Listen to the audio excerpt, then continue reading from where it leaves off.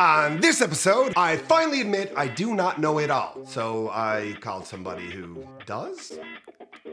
This real estate stuff is not easy, so send me your questions and I will answer them. This is the Ask Jason Show. Hello everybody, my name is Jason Piercey and this is episode 140 of the Ask Jason Show. Set looks a little different, it's a little handsomer, a little better dressed, a little less greasy hair. I slept in today and I think it was because I was up all night, nervous and anxious, that I had Rob Jennings on the Ask Jason Show today. This is Rob. Hi, Rob. Hello. So, Rob, you are a mortgage broker with East Coast Mortgage Brokers here in town. You are founder, leader, mentor, coach for Jennings and Associates with a team of brokers that you're fairly recently getting into building on account of the amount of volume that you're trying to. Is that fair? We started to grow at a fast pace in 2018, so I needed help. And here we are, fast forward to 2023. I would say the same thing. It seems like it was recent, but time flies when you're having fun. True. I mean, it feels like recent to me, I guess, because I'm only a few months kind of back into business. So, like, I got like a year and a half gap in there. So anyway, but you also serve a position on a more national side with the Atlantic provinces, with like mortgage professionals and the certification and lobbying. And is that accurate? I'm the Atlantic Director for Mortgage Professionals Canada. So that's our nationwide association that represents brokers. So Mortgage Professionals Canada, is that a designation or just anybody who sells mortgage? Because I mean, you sell mortgages. That's what it's an association does, right? That has education and designations. Okay. And obviously, there's a lot of government, lobbying and education, but also some publicity and marketing to, once again, represent propaganda, brokers. Maybe. So part of the reason that I want to talk to Rob today is because I often find myself answering questions or explaining topics that I know just enough about to give my personal experience and my advice from my perspective as a realtor who's done hundreds, I don't know, one of these days I'll count how many deals I've done, but it's like over 12 years. So there's a lot of them. And you learn enough along that journey to be able to explain to somebody a complicated topic in a way that's much easier to digest and understand. Some of the stuff that's going on with mortgage products and debt and inflation and rates and tightening restrictions with the finance industry and the mortgage industry across Canada now, I get it, but I don't have my head around it to the degree where I can explain it in the way that somebody who knows nothing about it can understand. So my goal here, if you don't mind, is to be the guy that knows the stuff that I don't know. That's what I do. Yeah? Yeah. Well, there's a lot of people out there that do that. Know stuff that I don't know. All right, so first what I'd like to start with is just rates, because it's the most accessible bit of information that people are experiencing when it comes to mortgages and how it affects the real estate market and all of that kind of stuff. But there's a few topics I want to get to. But people are like, oh, rates are too high. Rates are so high. Why are the rates so high? They're going up again. And can we just talk about what all that means? Well, like I said, with interest rates in the recent past, there's never a dull moment. Yeah. We've had 7 consecutive Bank of Canada prime lending rate increases with a very good chance of another small one next Wednesday. So for context, because I'm not entirely sure how quick Joe's going to edit this and get it out, next Wednesday is what date? January 25th. An anticipated 0.25% increase with a potential 50% chance of an increase again in March, which would of course be a potential 9th consecutive increase, and that's a lot. That we've already increased the prime lending rate 4% in a very short period of time, and that's a lot of pain built into people's mortgage payments right now. It's been difficult. The justifiable reason is inflation, and that's why gas is more expensive, and that's So why when you groceries say are more expensive. when you say the justifiable reason, does that mean that for anybody who's watching who doesn't necessarily Rates understand, had to go up. so rates have to go up, and the government actively decides to increase them in order to force the cost of everything down? Is that what the plan is? Reactively, absolutely. They lowered interest rates dramatically as soon as COVID shut down Canada, right? And they To spur the economy and get people spending money. to keep things afloat, absolutely. Gotcha. And they kept them low, some would say in hindsight, for a long time. And of course, when the war in Ukraine kicked in with the reopening of the globe, and there was a huge shortage of almost everything imaginable, demand exceeded supply, inflation started to go through the roof, right? So when you say inflation went through the roof, that supply and demand issue, which is really the only function that ever affects price, that made the cost of everything higher because there was less of it. People wanted it, so you raise prices. And essentially, interest rates is the only tool the government has to fight inflation. Gotcha. So we've had those increases. We're finally kind of seeing the light at the end of the tunnel, right? The recent consumer price index came in lower. The forecast is that it's going to continue to come in lower and probably get within reason this year, right? But it may require a little bit of a nudge to keep things cool while, once again, things balance So out. when you say we may get back within reason throughout towards the end of this year, are you referring to what somebody colloquially would consider a reasonable interest rate, or are you talking about reasonable amounts of inflation? Reasonable inflation. So the thing about reasonable inflation is a lot of people are forecasting the prime lending rate to flatten, but stay high. So like stay at 4 or something, and then long enough for inflation to come from 8 to 6 to 5 to... And get to that target, whatever that target is, and stay there. Okay. So that if you lower interest rates too soon, it can kind of come back too quick, right? So anyway, I don't want to get too detailed because a lot of this is forecasting, and a lot of recent forecasting has been very wrong, right? So what we're dealing with is a potential 8 consecutive rate increase, which is a lot, and people are feeling the pinch. I know that is very much affecting the real estate markets on the mainland. That is having a ripple effect here in Newfoundland, although real estate is cheaper in Newfoundland. Like I said, everyone's kind of feeling the pinch. It increases payments, it increases the stress test, it puts downward pressure on pricing. It is what it is. Okay? So when we talk about increasing the stress test, because I'm not in, like, that's a, like for me in construction, LVL is a thing that everybody should just know what it means. But not everybody knows what laminated veneer lumber is. So in the finance world, the stress test is just the qualifying rate that people need in their pre-approval or their mortgage approval to qualify for a mortgage. If the rate's at 5, the stress test is at 7. And that just creates a buffer so that if rates continue to increase, a Canadian is still going to afford the home that they purchase. So the government puts that in place basically to protect us from ourselves? Yes, and it worked. Okay. Right? I mean, like everybody complained about the stress test, and I know I'm going off tangent here, but the stress test protected. You're on the Ask Jason show. Tangent is somehow the nucleus. I know that it's like, it's a bit of an oxymoron, but that's what we do.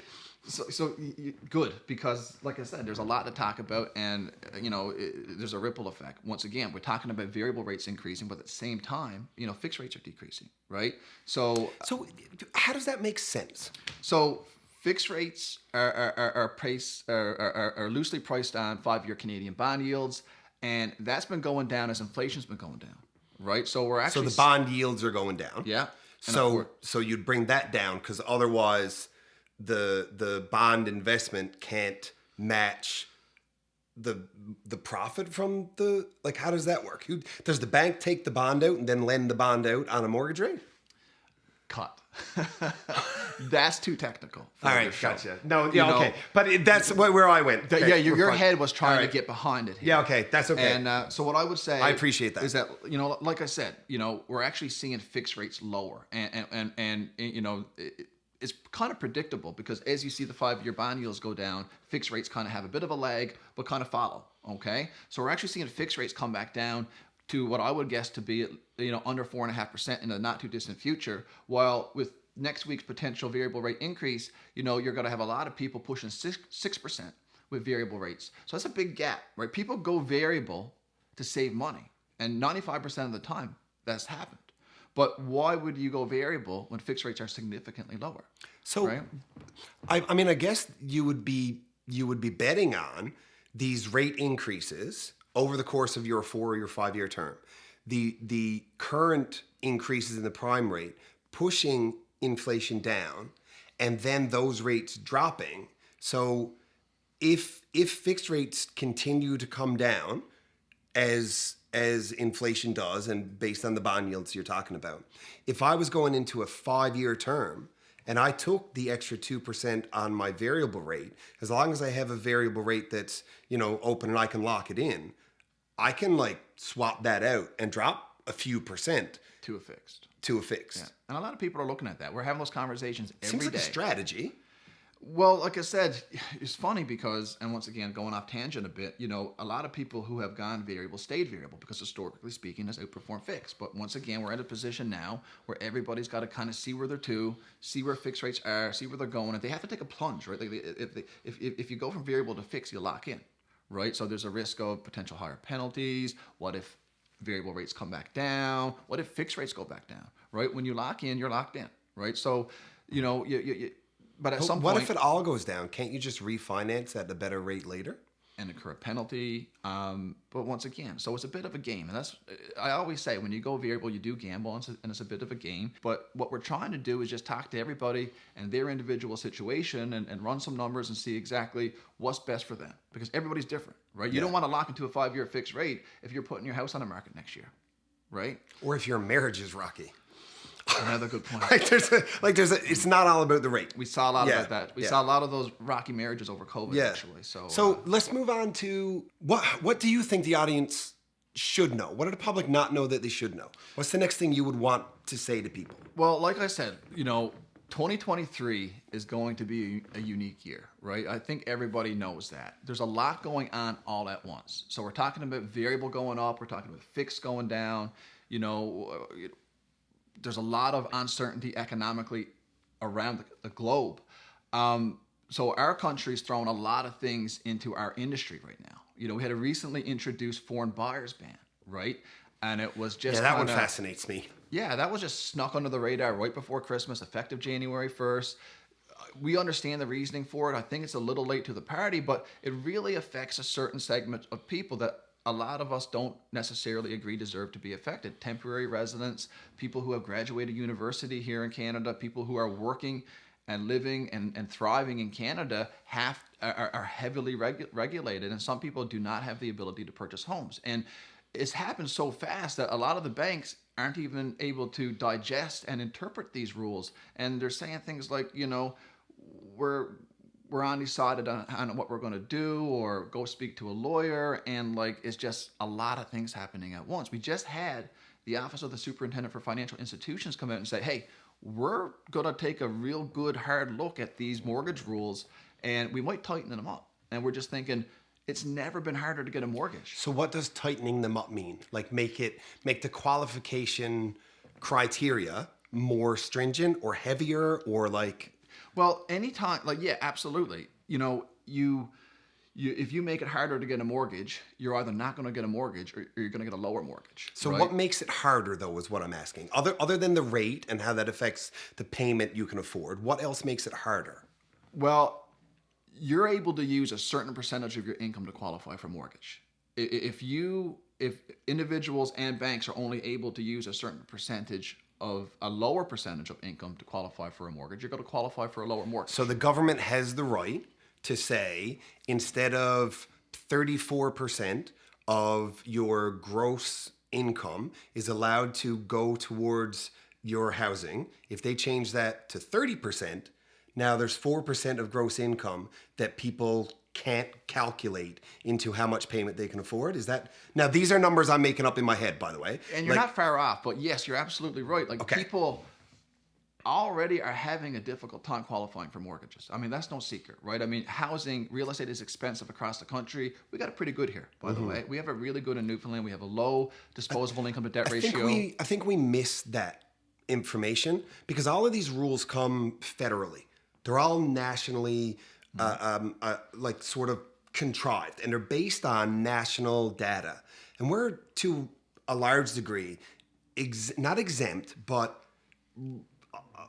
We're a microeconomy. yeah, How about that? and a lot of it, it's like the same thing with our politics. Everybody here could vote conservative, and it would mean nothing to who becomes prime minister. And the same thing with liberal. It would mean nothing to who becomes prime minister. And in some ways, not literally nothing, but in some ways, it works that way when they look at our real estate data. Because if you're looking at Toronto and Vancouver, to some extent parts of Montreal, and you're using this big data to make national regulatory decisions, our data is entirely irrelevant. We're a to drop in those. the bucket. We're a We're drop in nothing. the bucket. We don't skew the curve. Yeah. But that's a good. I really believe that's a good thing, by the way. I think so too. I think it's a good thing for our residents' financial security and future, but it does suck that somebody here who is a foreign buyer and comes here, goes to university, graduates as a doctor or an engineer, takes a job immediately here locally, making 100, 150, 200,000, or maybe they're at Verifin, and like we're talking about like big corporations, and this person wants to live their life here forever. They can't buy a house because it takes 3 years to become a permanent resident. Or it might not take that long to become a permanent resident, but it is a very slow process because government. And once again, if they don't get permanent resident, they have to wait the 3 tax years. Once again, we're lobbying to say, guys, do you realize what you just did? Yeah. Because I don't think they realize what they just did, right? So there is a cooling period. There is, associations like us basically trying to add input, right? And the same thing goes for the recent OSFI announcement. OSFI? Office of the Superintendent Gotcha. for Financial Institutions, right? That's government. They said, hey, we want to come out and regulate mortgages more. We're a little bit worried about what's going to happen to real estate in 2023. And my thoughts are, well, you should have done this a lot sooner, proactively as opposed to reactively, because the market's already taken care of itself. Like the national market is coming down. Like it's a living, breathing thing. It responds to itself to correct itself. Exactly, it's right? Like But once again, they're probably doing it with the intention to take care of the big markets on the mainland. It obviously, we're all tarred with the same brush. Those rules are going to apply here, and we then have to jump through those additional hoops to get a home here in Newfoundland. So they are at least seeking input right now, where we are, on behalf of mortgage brokers and of course our clients and home buyers, lobbying and saying, okay, like, yes, we understand regulation and we do have to restrict some things, but let's talk about it before we do something a little too silly and shoot ourselves in the foot, right? So is there something else that you're seeing on your mind, either in your daily practice as a broker yourself or with your position as the director across the Atlantics? Is there something else that you're seeing that either the public doesn't necessarily know, or it's presented to them in a way that causes them to overreact because it's not actually relevant to us locally? Like, as an example, across Canada, we're projecting 10 and 12% decreases in average sale price. Like, we're not going to get that here. We never had the 20% increase. We can't come down 10 or 12. We'll get 2, right? Because of how we're different. Is there stuff in the mortgage world that's similar, like analogous to that? Yeah, well, exactly. We talk to people every day, and we want to kind of, so we know what's going on. We're in the trenches, right? I am really, I'll say optimistic that, St. John's will have a great year in real estate in 2023 compared to the rest of the country. TD Canada Trust forecasts St. John's to lead the country in price appreciation by depreciating the least in 2023. So we're just going to grind it out and probably be in a pretty good spot in 2023. So relative to the country, our prices will increase only because theirs have all decreased more than ours. Essentially. Gotcha. Yeah.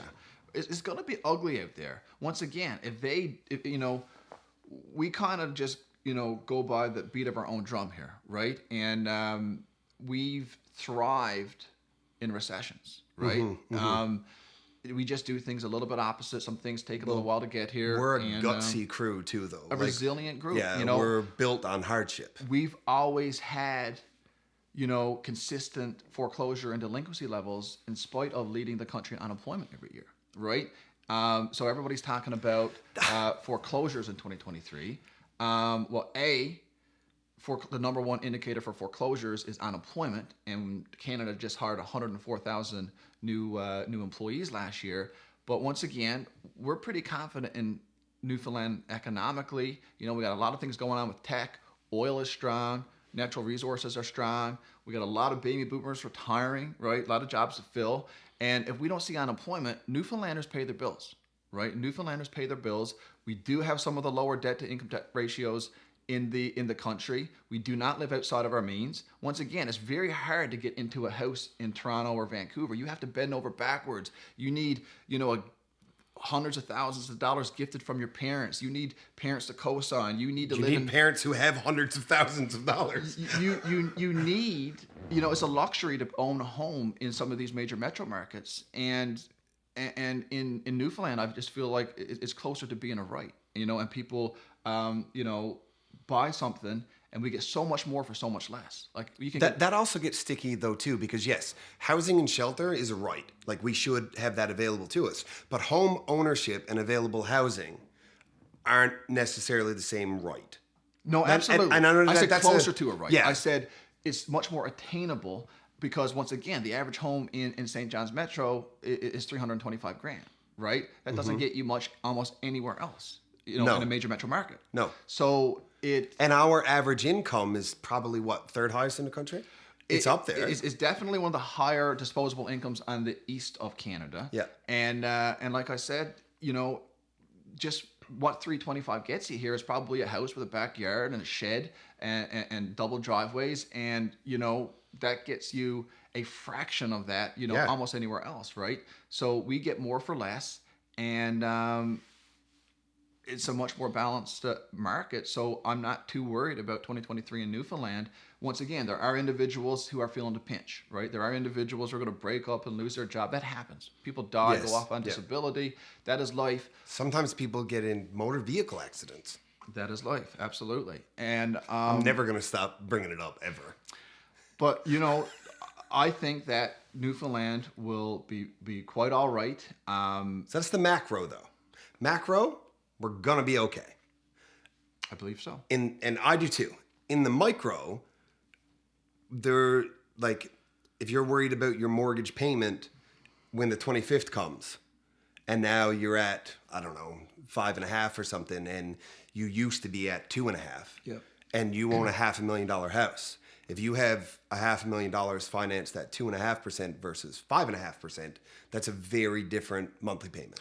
So what's the strategy for those people? When you bought that $500,000 house, you qualified at 5.25 stress test. Gotcha. So that is that buffer that we recently just talked. So that's your safety. And the other thing is, like I said, that Newfoundlander that bought that $500,000 house probably didn't max out their affordability. Hopefully. People have to push their affordability to the limits when markets are desperate. Right? When you have 20 bids on a house in GTA, you are doing whatever the heck you can to win that bid. We never had that foreign competition. We had Newfoundlanders competing against Newfoundlanders. And yes, there were spots during COVID where we had 2, 3, 4. Some houses had 20 or 30 bids. But if that was every house in all these hot markets, I'm not just talking Toronto and Vancouver, Halifax, Moncton, Montreal, Ottawa, then it was a desperate market. And people overpaid at the lowest rates we've ever seen. So now if they're stressed, now they're in a, right. But we don't really have that. The worst case that we've had that I've noticed is I'm watching all the data before I went back to work, so to speak. And we had a lot of what we would call foreign buyers, but they just mean they're from other parts of Canada. So they're bringing their money here and paying $25,000 over asking, which we've never seen before. But $25,000 over asking on a $550,000 house is not a bubble. And we had some. Not always. Halifax and Moncton have had a ton. Yes. You have so much important stuff going on right now. It's almost like you're forgetting about. Like I actually prepared an email because I wanted to talk about the new OSFI rules. Then I forgot about the foreign buyers ban because that was last week's news. But like, there's so much going on in a short period of time. And that's a political ploy. It's got to be. Let's get it all out now. Try to bury it around Christmas. Yeah. So to wrap stuff up. What's your sort of like signing off bit of information. Like, I mean, other than, because I'm going to do this part, obviously, people reach out to me and they look for advice on things. There are emails, there's Facebook messages, there's phone calls, like that happens. You are going to be my go-to resource on these types of topics. So I'm going to get your information out there to whatever degree you're comfortable with, so that people can reach out if they have these questions. Aside from saying, talk to me for specifics, can you say my blanket advice is? So this is what we say, and I don't mean to sound cliche, but everybody has an individual situation. Some people are variable, some people are fixed, right? Some people have a really small mortgage, some people have a really big mortgage. Some people have 2 luxury cars in their driveway, 3 credit lines, and 5 credit cards. Some people have no debt. Everyone's situation is different. And so we definitely want to talk to everybody and look at their situation. What is your rate, right? Some people have better rates than others, right? When is your mortgage coming up for renewal, right? What fixed rates are there? You know, can we switch your mortgage? Can we grind it out? You know, are you planning on selling your home, right? Everyone's situation is different. And some people could look at, every conversation could potentially create opportunity. And, you know, you don't know what you don't know. So if you talk to somebody and we just take a deep dive, we run some numbers and see exactly where you stand, you could really find something that benefits you. Whether it's let's consolidate some debt, or let's convert to a fixed, or you're in a better position than you thought, right? Yeah. So you can't compare yourself to your colleague. You can't compare yourself to your parents, your brother, or your neighbor. Everyone's in a different financial position. And what's good for somebody is definitely not good for someone else. And we have those conversations every day, and everyone's trying to help each other. And a lot of people do think they're a mortgage expert, although they've only had one mortgage in their whole life, right? So the big thing you have no idea how much that resonates as a realtor who helps people buy and sell houses. You bought one house, you sold one house, and you know it all. And I get it, because you watch a lot of HGTV and they glamorize it and they make you think it's easier than it is. So I totally get that. So exactly. And once again, you know, you can kind of laugh at it, but I think people have good intentions, you know, when they try to help their friends and family. But the fact of the matter is, you know, have a conversation, you know, with a broker, and just, you know, peel it back and take a look at your situation. And there's a lot of different options out there. And, you know, I can't rhyme them off here on this little show, but little show. At the very least, you might learn something. Little show. Better than your show, Rob. All right. So I'm glad that I asked you to come in and have this conversation, because you make it very clear that I don't get to end this with a comedic little quip that says, do this, because it's not that simple. And we're talking about very, very important things. So instead, I'm going to end it with like a TV infomercial graphic that flashes your phone number. You can do this, Joe, and your email, and call Rob, because I actually don't know. Call Rob. Thanks for coming out, man. That works. He's so professional. I didn't even shower. The Ask Jason Show exists so that you can get good real estate related information from a resource that you can trust. Now, speaking of resources you can trust, here's a couple I would trust to work with my mom. Because good enough for mom, I mean, good enough for you.